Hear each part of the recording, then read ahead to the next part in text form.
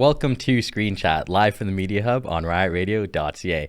It's been a while, and no, I'm not Aaron Lewis, and this is not a Staind concert. This is Screen Chat, your show all about the latest Marvel movies, DC Comics, Stars, adaptations, and much, much more. I'm your host, Justin, and with me today behind the scenes, I do have Eldon and Megan Teching. Thank you guys for being here. And yeah, it's been a minute. It's been since like before my birthday, which was last November. We talked about Oasis and Blair and the beef and this and the that. And since then, a lot has happened. The men's national team unfortunately lost to the Americans recently. Canada got caught cheating in curling, of all sports. I don't really know how that kind of works. What else has happened? I feel like a lot has gone on. John Cena retired since then as well.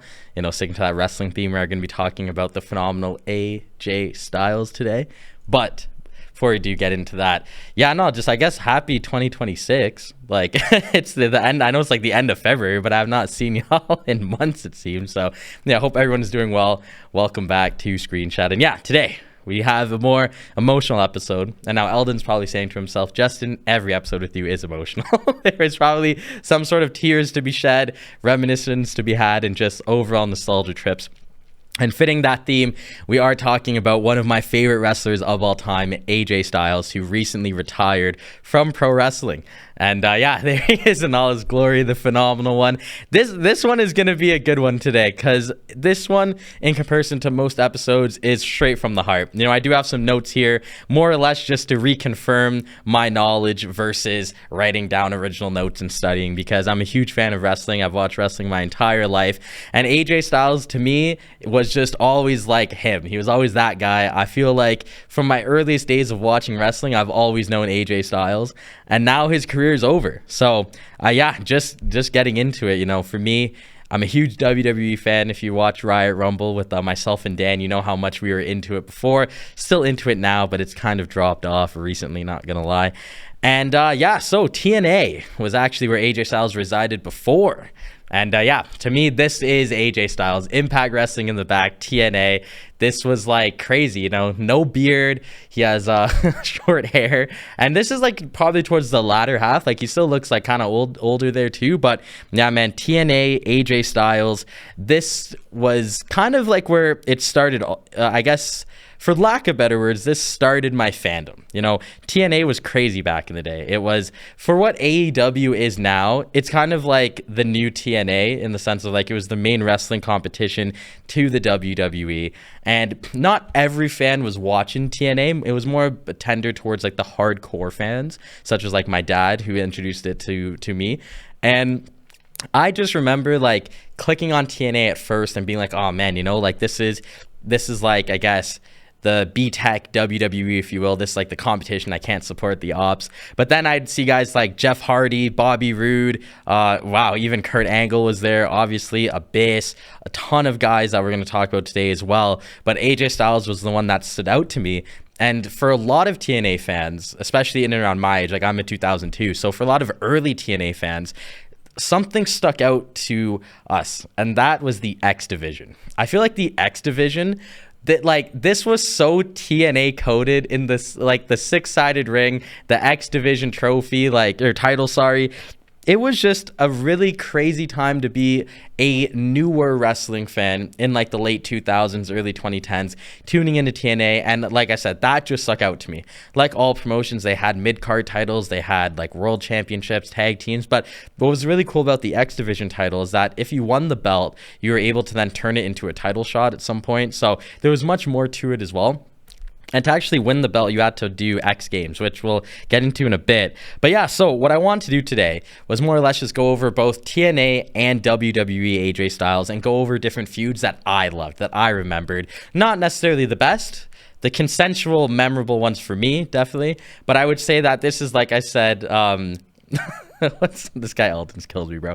Like I said, just this is mainly from like a nostalgia trip, pure from the heart, and not so much like the in and out facts of everything. So kicking us off first for TNA, we could not talk about TNA wrestling, total nonstop action, without mentioning Samoa Joe, one of my favorite wrestlers in TNA history. Him and AJ Styles would always have like the craziest matches. And I feel like when you think about someone like, I guess, Samoa Joe, for what he is as a wrestler means so much to wrestling, more than just his matches with AJ Styles. But for me, I take that into consideration and just apply that to his AJ Styles rivalries. I'm not going to mention this later on, but that rivalry also continued into the WWE as well. But just sticking to TNA, it was really peak. And like, before we get into him as a whole, one match that really stands out to me is the triple threat match between Samoa Joe, Christopher Daniels, and AJ Styles in 2005. Now, I saw that match later on in life, and before we fully dive into Christopher Daniels, just like sticking to just that match alone, if anybody, like, when anybody sees that, just like, I don't know about you, but it's just nostalgia. And like, that match with these three guys was just impeccable. There was so many just crazy spots. It was such a physical match here, and I have in my notes, it was so high flying. And AJ hit one of the best Styles clashes ever in that match. It was some next like reverse thing. He jumped through, and then Styles clashed Christopher Daniels before Samoa Joe broke it up. This again, like I said, the 2005 adaptation. These guys would fight again in 2009, which was a great match, by the way. I remember that match, but this one I had to watch back in later years. But yeah, it was just a phenomenal match, to say the least.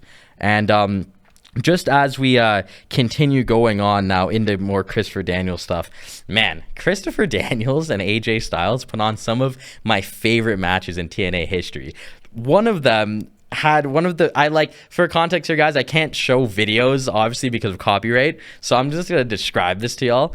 Dude, he literally Styles clashed Christopher Daniels off of the stage through a table. Like as a kid watching that, I was like, dude, who is this guy? The phenomenal one? Like, who is he? And like, you know, my initials are J and A and his are AJ. So like, I always like had some next level like kid connection to this guy, being like, dude, he was just so cool. And like, just seeing that Styles clash, that definitely like put me on AJ Styles 100%. So moving on to the next feud, and this is one of my personal favorite, like, I guess like TNA feuds, wrestling feuds ever. But I got to start with the main man himself, Petey Williams, bro. Petey Williams and Chris Sabin and AJ Styles had one of the best. Like, dude, we're going to leave this photo up actually for a little bit while I just talk over this. This match alone is one of the best, like, triple threat, Ultimate X, whatever you want to call it, matches of all time. Some of the craziest spots are on display here because these guys were high flyers. Petey Williams specifically, you know, he's Canadian, and obviously if you don't know, he actually Eldon's fist pumping in there. Yeah, he has one of my favorite moves of all time, the Canadian Destroyer, and that's a move that a lot of people have adapted, but he was the first one to do it. If you're a wrestling fan and you know the move, the Panama Sunrise, that's the Canadian Destroyer, but the name is bastardized, obviously. But yeah, this match, crazy match. And within this match as well, we saw Petey Williams give AJ Styles like a jumping drop kick, which saw AJ go from the top. There are ropes which you actually have to climb onto that aren't in frame.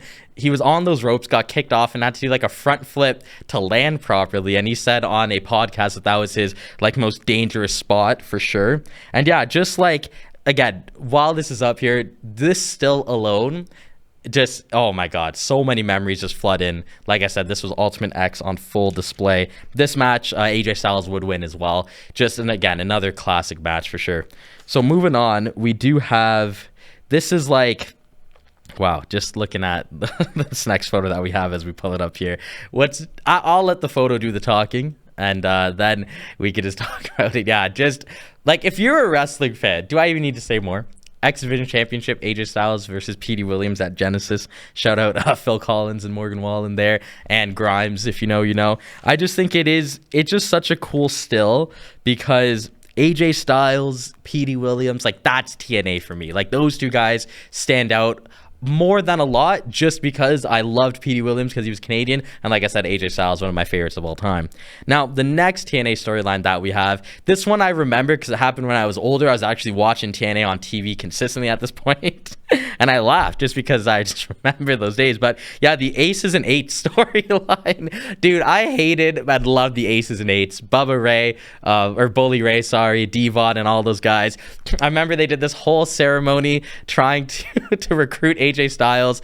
Bubba Ray gave him the jacket. He said, "Oh, go drink that beer, AJ. It's probably the first beer you've ever drank." And as they're all saluting during the Aces and Eights sign, AJ Styles off camera, or like maybe it's in his pocket, I forget, legit has a hammer and starts beating the Aces and Eights with a hammer. It was just so funny to watch. But like, yeah, I remember watching the Aces and Eights storyline on TV and thinking, wow, man, like, I don't know if this is good or bad. I don't know if that's a good or a bad thing. I just remember being a kid and liking it. So final thing on TNA to discuss now, and this still that we're gonna have coming up here, we could pull it up, and it just, yeah, you could actually, if you want to put me in the corner for this one as well, just to really like the disdain. Sorry, I can't even look and talk about this. But what this is AJ Styles' last match in TNA. We have Dixie Carter, Rockstar Spud, and that is Magnus winning the championships, aka Nick Aldis. But this is like, this is where actually my TNA fandom died. I did not care to watch TNA after this. It took the Moose era for me to go back into TNA, but this was just terrible. But not terrible to say it was bad booking, it was bad this, was bad that. It was just the end of an era. You know, AJ Styles was no longer a TNA wrestler. And unfortunately, segueing into our next little part here, I did not follow him. You know, we're going to get into what he was doing after, but I just did not follow him after this. And it's kind of a shame because what we're going to get into, and I know everyone that knows wrestling is probably laughing, because I did not really follow him to Japan. We're going to acknowledge Japan, and we're going to say that it was some of his best work was done in Japan. And as John Cena said, the undisputed leader of the Bullet Club. And now this is one of wrestling's greatest ever factions here. We got, if I could try a name, we got the Young Bucks, we got the Good Brothers, we got Tama Tonga. Yeah, Eldon, look, there's Tama Tonga in the face paint, right? That's crazy that's him. And then obviously we have AJ Styles in the middle there. It's too sweet. No pun intended. But yeah, I didn't follow him to Japan, but I do know that he had such a great match against New Japan star Shinsuke Nakamura, who would also go back to WWE. But yeah, him and Shinsuke have this iconic photo right here of them doing their infamous props. This was a really cool moment. Again, did not follow him to Japan, did not see this live, but this is just such a good still from the end of that match. So moving on now. So as we get more into my, I guess, preteen years, because I would have been 13, 14 and around this era, we can now finally move to AJ Styles in WWE. And obviously, you know, for the last 10 years, he has been killing it, been rocking it. But we go back to 2016 where he made his debut at the 2016 Royal Rumble on January 24th, and it was just phenomenal. I'll never forget, I was watching this with my dad and my brothers. My brothers would have been 8 years old at the time, so they didn't really know about AJ Styles like that in TNA. Well, I'll never forget, it was like entrant number 4, the music played, no one knew who this was, and Roman Reigns, they just had a still on him, he's like squinting, he's like, who is that? And then it panned to the stage, and just seeing the words like, I am phenomenal, and then the crowd erupting, and then Michael Cole going, is it? Can it be? And then AJ Styles walking out. Oh my God. I literally was like, that's the best wrestler in the world right there. I was geeking out. As they say in wrestling, I was marking out. That was probably like an in the moment, no social media attached, like just pure wholesome moment for me as a fan, because again, like, this was like my childhood boy coming to the WWE and he was finally there. It was just phenomenal. And he had some of my favorite feuds and moments and eras, I would say, in my wrestling fandom history. And we're just going to start with SmackDown Live. You know, SmackDown Live in like the 2016-17 era, when AJ Styles was the champ that ran the camp and SmackDown Live was the house that AJ Styles built. Oh my days, this was so good. Like, just this alone is like, I just think back to like high school watching wrestling with my friend Roman. You know, he hated AJ Styles, but I remember like talking about this in class with my friend JP. Like, AJ Styles SmackDown Live, 10 out of 10. It was so peak. And it was one of those ones where watching it, it didn't feel like I was watching TNA. It felt like I was watching WWE if it was ran by AJ Styles, and that's exactly what it was. And it was so good. And one person that unfortunately doesn't get as much flowers as he should when it comes to pro wrestling, at least by the general fans here, is Dean Ambrose. Now, Dean Ambrose and AJ Styles had such good TV. Like, these guys had such funny moments, great matches, viral clips. Like, Dean Ambrose, for what AJ Styles was in SmackDown, or on SmackDown, I should say, he needed a Dean Ambrose. Every good villain needs that hero. And just their moments in matches were just, yeah, they were really good. AJ Styles would win his first WWE championship. I should say that slower. His first WWE championship against Dean Ambrose at Backlash, if you know, you know, in 2016. And again, that just what really started the era of AJ Styles. And then also, too, just while we're sticking it to the SmackDown era, on November 7th, 2017, Eldon, get ready for this, he would beat Jinder Mahal in Manchester, becoming the first superstar to ever win the WWE Championship outside of North America. It was a huge moment. Now, I'm not going to dive into this part, but this would also lead to AJ Styles fighting Brock Lesnar. And that was probably, at the time, the best Brock Lesnar match, I would say, ever. Obviously, it's been almost 10 years since then. So I'd say Lesnar's had better matches since. But that match was, like, phenomenal. So moving on to the next feud, and this, honestly, I could do, because there's 5 matches, I could probably do a whole episode of Screen Chat on this feud. And that is with the one and only John Cena. Now, just seeing these stills, seeing the ring, the matches, shout out Bray Wyatt, rest in peace. Oh my God. It's one of the best feuds of the 2010s. Now, their first match happened at Money in the Bank, and AJ Styles actually beat John Cena. And what was crazy, this was also in 2016. He beat John Cena, and the issue was that he had help. You know, they were called the Club. I know, the Good Brothers, they've had many different names, but at the time, the Club, not the OC, the Club, they were able to help AJ Styles beat John Cena, and it was all this controversy. So then John Cena was like, AJ, like, you can't beat me one-on-one, you can't beat me clean. And AJ Styles was like, you know what? We're going to fight again at SummerSlam of that same year. There's going to be no help, no club, no nothing. It's going to be one-on-one. And JBL, with one of my favorite calls in history, that while they were counting 1, 2, 3 after AJ Styles had pinned John Cena, he just said he's about to beat John Cena, and he just did it. It was one of the best and most favorite matches of mine, was John Cena, AJ Styles at SummerSlam. And I just think, for me, in my fandom, like, that was, as like a preteen entering like the more like, you know, adult-ish years, that was like one of my last like childhood memories, if you will. Later on as well, in 2017, it was the Royal Rumble. John Cena was taking on AJ Styles in hopes to become the second 16-time World Heavyweight Champion. And AJ Styles vowed that he was going to win. He was like, I am never going to let somebody like you tie Ric Flair's record. And these guys had a classic of a match. It took John Cena a trifecta of AAs to win in a match where they did not even leave the ring. And John Cena would become a 16-time World Heavyweight Champion against AJ Styles. And honestly, looking back on it, I was so mad. I remember, and you guys are going to laugh at this, Eldon, you could chuckle. I'll never forget, when this guy beat AJ Styles, I did this, bro. I literally... I put on my social media, not in the mood right now, do not text me, bro. I swear to God, that is so embarrassing to say out loud, but I did that for AJ Styles losing, bro. People are like, what happened? I'm like, bro, AJ Styles just lost. They're like, oh, what does that mean? I'm like, bro, you wouldn't understand. I was so bent out of shape, but that was such a phenomenal match. I'm going to use that word a lot just because. And now, just sticking to John Cena, we're going to do a time skip, if you will.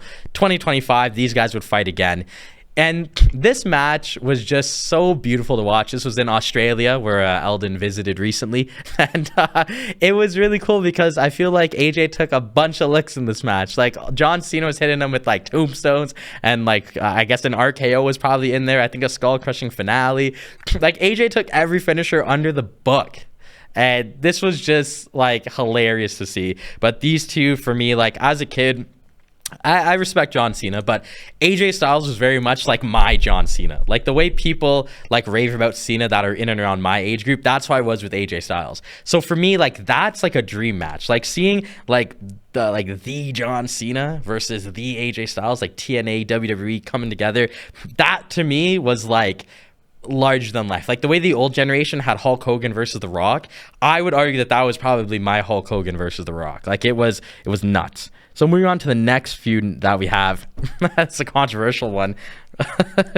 What would, I guess, 14-year-old Justin say to 22-year-old Justin after seeing this image that we have here? So let's pull it up. We have AJ Styles and Roman Reigns. You know, at this point in time, believe it or not, my least favorite wrestler in the world was probably Roman Reigns. I hated the big dog. I hated it. I just really wanted AJ Styles to win. I was sick of him.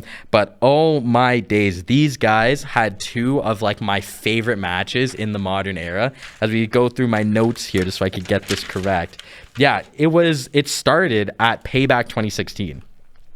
One of my favorite spots, and I wish I could show a video of this, happened in this match when AJ Styles would deliver a phenomenal forearm outside of the ring to Roman Reigns, which sent him through the announcer table. Just unreal, man. That was insane to me. Roman Reigns would go on to win this match. Wasn't a bad match by any means, but just 3 weeks later, this is what I mean. Like, wrestling was crazy in these times. Not a month, bro. 3 weeks later, at another pay-per-view, at Extreme Rules, these guys would go head-to-head again, and this match was crazy. We had table spots, ladder spots, chair spots. I think there was ladders in the match. The Usos came down. The Good Brothers came down. Near fall after near fall. New celebrations, all this and that. It had everything. AJ Styles was sent through like multiple tables. He had some next like Batista bomb flex from Roman Reigns, which was a pretty cool spot. Obviously, he delivered his forearms, his styles clashes, but this match was just insane. And unfortunately for me, Roman Reigns would also win. Looking back on it, maybe I'm not too upset today, but at the time I was also really mad. But that's probably when my Roman Reigns respect kind of came into play, because that match with AJ Styles was undeniable. Now, we could not do, to me, a WWE segment on AJ Styles' career without mentioning Finn Balor. Now, Finn Balor is one of the best wrestlers the world has ever seen. These guys have a lot of history together. As you see there, they're doing the iconic 2 Sweet. And while we leave this up for a little bit, we need to do a quick background. So this is TLC 2017, and Demon Finn Balor actually replaced Bray Wyatt to be in this match. So this match had no build-up. This was on short notice, and this was such a fast-paced, high-flying match, as I wrote here in my notes.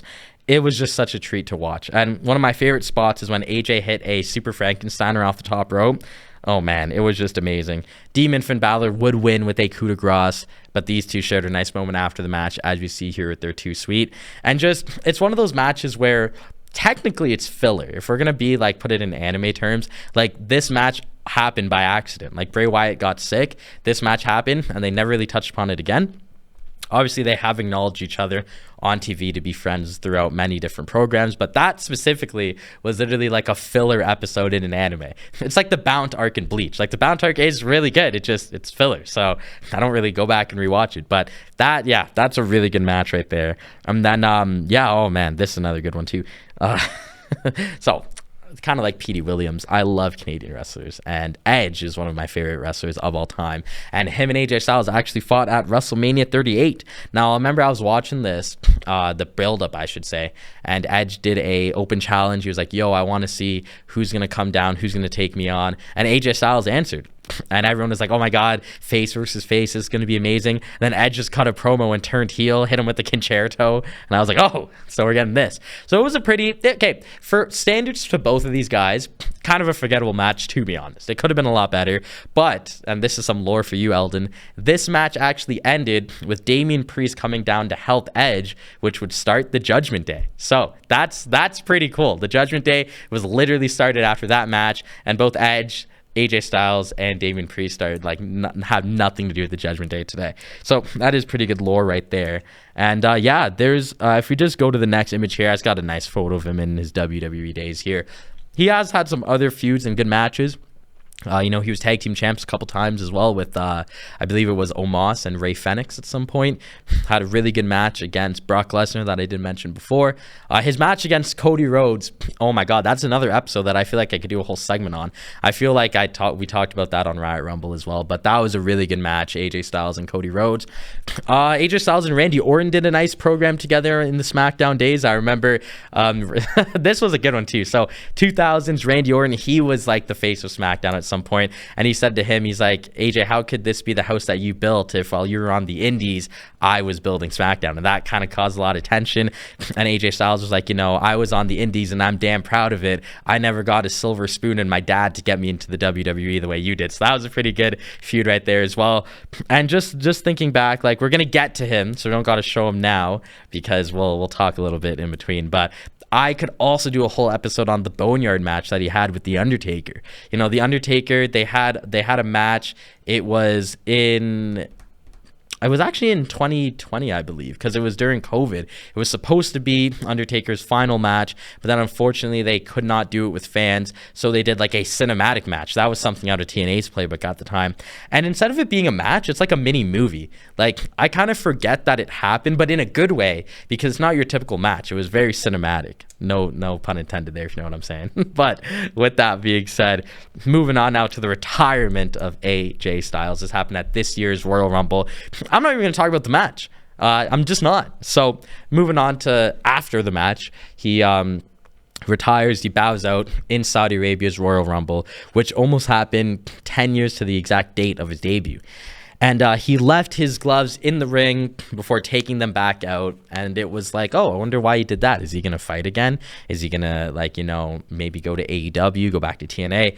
Well, he revealed on Monday Night Raw that he did this because he wanted to retire and say goodbye in his home state of Georgia when Raw went to Atlanta. Shout out to Jaw because he's from Atlanta. And it was pretty cool because he was able to do it in front of his family. And I think the thing that got me during his speech is when he said, I've been able to do a lot of things, but one thing that he was not able to do was be a full-time father. And he said that with his kids in the ring, or his kids at ringside, I should say. And then everybody from the roster came out on the stage and celebrated and clapped him off there before the gong went off and the Undertaker came out. And as we pull this image up here, it was really crazy because Undertaker looks good, for his age. So I was thinking, as soon as Undertaker said we have unfinished business, I was like, oh my God, wait, is Undertaker gonna fight again? And they're gonna fight at WrestleMania in front of fans? I was gonna be insane. And AJ Styles looked confused. This was obviously like not planned, because just going straight to the next image here, Undertaker would announce that AJ Styles would be heading to the WWE Hall of Fame in 2026. This was so peak. This was not planned either. This was a complete shock for AJ. His family was in the ring crying. I was crying on the FaceTime with my girlfriend watching this. This was phenomenal. It's just beautiful. Like the 10-year run of AJ Styles being christened off by going to the Hall of Fame that same year. It's just biblical, man. And I think AJ Styles, to me, the way everybody cried and was sad when John Cena retired, that's how I felt about AJ Styles retiring. I think for me, there's not many people in terms of in-ring that I think are better, to the point where I'm going to say that AJ Styles, now that he has officially retired and we're not going to see him wrestle again, is the greatest in-ring performer in pro wrestling history. I will say it. I don't know anyone else that has like the guts to pull out and say that, but I'm going to say it. I think he surpasses the likes of Shawn Michaels. I think he surpasses Bret Hart. And those are two absolute legends of the game. But I think AJ Styles is the best in-ring performer ever. I think the TNA tapes are there. The WWE matches are there. The New Japan Pro Wrestling. I don't know why I looked up here thinking it was still there. But the New Japan Pro Wrestling stuff is still there. And it's just phenomenal. And he's one of those talents that's a once-in-a-generation kind of wrestler. If everybody was like AJ Styles, then pro wrestling would be the greatest sport on earth. It already is for some, but in terms of pure athletic ability, there would be no way someone could deny that pro wrestling would be number one if everybody was AJ Styles. I think when I think back to whether it's me being a kid, me literally being an adult watching AJ Styles, me watching him on Instagram with his cold plunges, I should say, or just rewatching TNA highlights on like my phone, there's never a dull moment when you watch an AJ Styles match.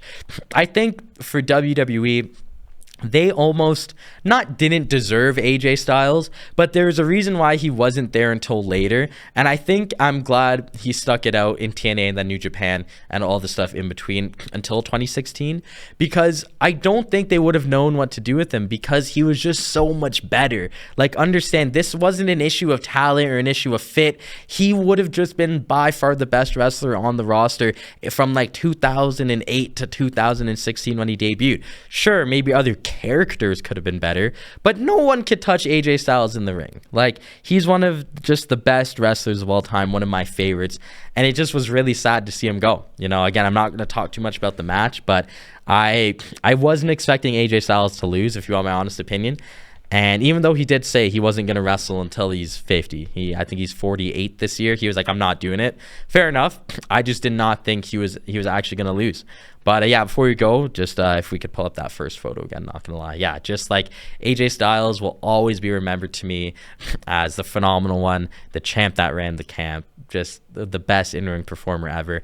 I think for me, it's just a pleasure knowing that, like, as a pro wrestling fan, I didn't really miss a lot of this guy's career. Like, I'm pretty versed on TNA and WWE. Sure, the New Japan stuff I missed, which I'm going to acknowledge again is such great work. Just I missed it, but I'll take it. You know, I would have been more upset at myself if I didn't know him from TNA. And just before we close out here, it's really nice to kind of reflect on, because it makes you appreciate stuff in the moment more. Like, as a kid, throwing on TNA whenever and just hoping AJ Styles was wrestling was obviously fine. But if I could do it all over again, I would make sure I watched every week consistently. I'd ask my dad to make sure we would like record that so I could see AJ Styles fight. And TNA has such a special place in my wrestling heart, because it really and truly made me like love pro wrestling. Obviously, I love WWE, but WWE, I like the storylines more. But TNA, starting with AJ Styles, really made me fall in love with the sport. And as we say goodbye to a phenomenal one, I say goodbye to my favorite one. So I think that's going to do it for us today on Screen Chat. Thank you again to the text behind the scenes. And yeah, it's really good to be back. I didn't really know when I was going to record next. Eldon and I, it's been really busy in the studio. We had some episodes prepared, but as soon as I saw Monday Night Raw and his retirement speech and his Hall of Fame announcement, I had to get cooking. So I hope you guys enjoyed the video. Thank you guys again for taking it behind the scenes. And yeah, I will be seeing you guys next week as well, because Eldon and I, we do have a 2026 look ahead video prep, so I'm really excited for that. But for now, I just want to tip my hat and say thank you so much, AJ Styles, for everything that you did in pro wrestling. Like I said, one of my favorite wrestlers of all time, and I don't think I would be as big of a fan without you. So that's going to do it for us today. Thank you guys so much for tuning in. Before we go, I just want to say I've been working all week and there's been nothing exciting, but tonight I am going to go out because it's Friday night. So with that being said, shout out to you, Megan. But yeah, guys, hope you enjoy your F&F Friday. It's our first F&F Friday of 2026.